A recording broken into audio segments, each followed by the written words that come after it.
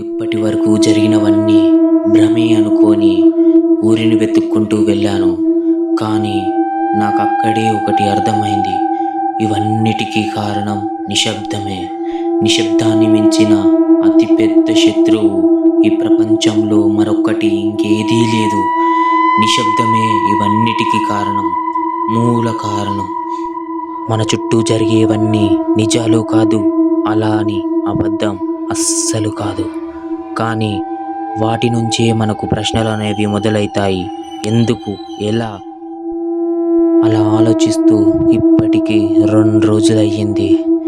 ఇప్పటి వరకు నాకు మళ్ళీ అలాంటి సంఘటనలు జరిగిందే లేదు. నా మనసులో నుంచి ఆ భయమైతే ఇంకా వెళ్ళలేదు. కానీ నాకొక్కటైతే క్లియర్గా అర్థమవుతుంది, నన్ను ఏదో వెంటాడుతుంది.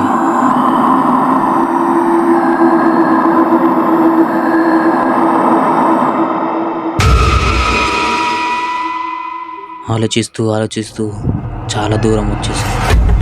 ఇంకా ఇంటికి వెళ్ళిందే మంచిది. ఎంత త్వరగా ఇంటికి వెళ్తే నాకే అంత మంచిది. ఏంటి ఈ విచిత్రమైన సౌండ్స్?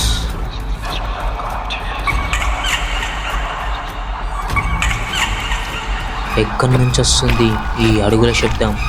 నేను నడవడం ఆపినా ఆ శబ్దం ఆగడం లేదు. ఎవరిది ఈ నీడ? అరే నువ్వేనారా?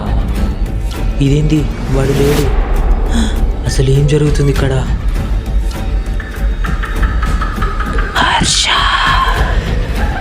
నువ్వు నన్ను వదిలినా నేను నిన్ను వదలను.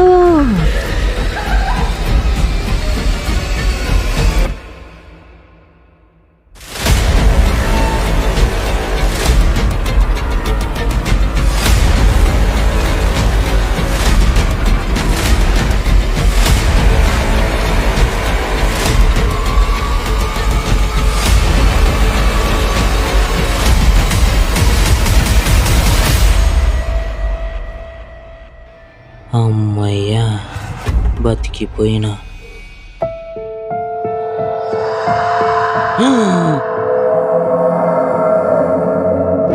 ఇదేంటి, నాకు కాలు జరగడం లేదు.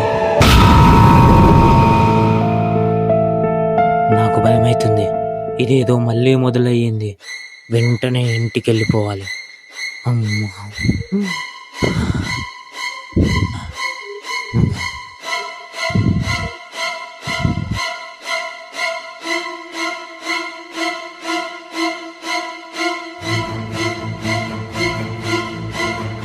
ఇదేంటి, టైంకి ఓపెన్ అవ్వడం లేదు. అది నన్ను వెంబడిస్తుందేమో. అమ్మయ్యా, ఏది నిజం కాదు.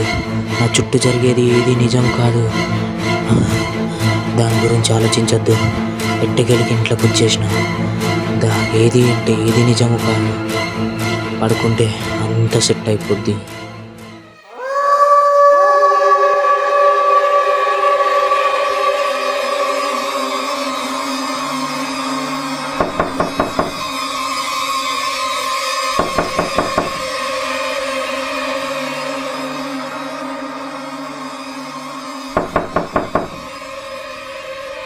ఈ టైంకి ఎవర్రా వచ్చింది?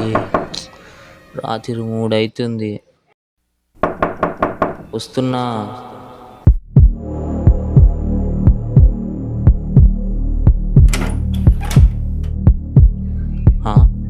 ఇప్పటి వరకు డోర్ నాక్ చేసారు, చూస్తే ఎవ్వరు లేరు.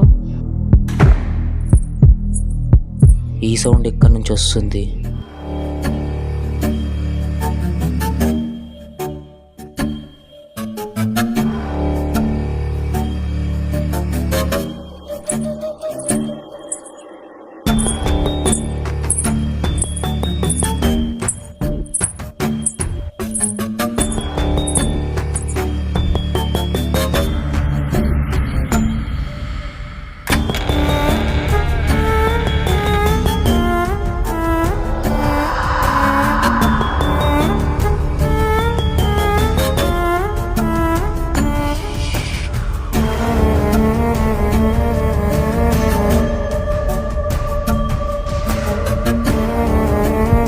ఇంట్లో ఎవ్వరు లేరు.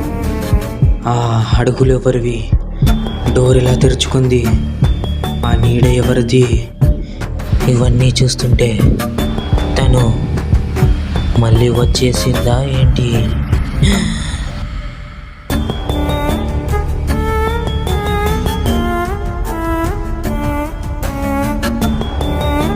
నా సిచ్యువేషన్ ముందే వరస్ట్గా ఉందంటే అందులో ఈ కరెంటు పోవడం ఒకటి. నాకు చాలా భయమవుతుంది. ముందు ముందు ఏదో జరగబోతుంది.